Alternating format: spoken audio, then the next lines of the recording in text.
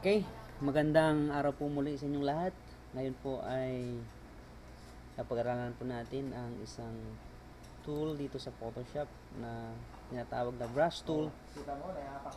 Para marami pong gamit actually po ang brush tool. Halimbawa po, isang example po gagawin dito ay gusto kong palitan po yung background ng picture na to using brush tool. Right click nyo po para makakuha nyo po yung desired. So, ang background po niyan ay pula. Kapag nakita nyo pula dito, so, select ko lang yung background. I-brush ko lang po siya. Ayan. I-brush ko lang po siya. Ayan.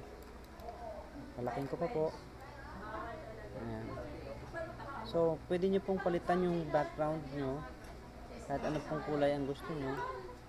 Ayan. Ayan. Para gusto nyo lang pong i-hide yung background nyo na hindi nyo gusto. Ayan. Napakasimple lang po. Ayan. So, kung gusto nyo pong palitan yung foreground nyo ay puti. Pwede nyo pong palitan ng puti. Ayan. Pwede nyo pong palitan ng puti ang background. Kung ano pong gusto nyo o desired nyo na background. Halimbawa po yung background na gusto nyo itim. Pwede nyo pong palitan ng itim. So, yun po ang napakaganda pong gamit. At pwede nyo pong mamodify yung picture no? Palitan yung background sa magitan po ng brush tool. So, ngayon po, napakasimple lang po yan. Maraming pong salamat at magandang araw po sa inyo lahat.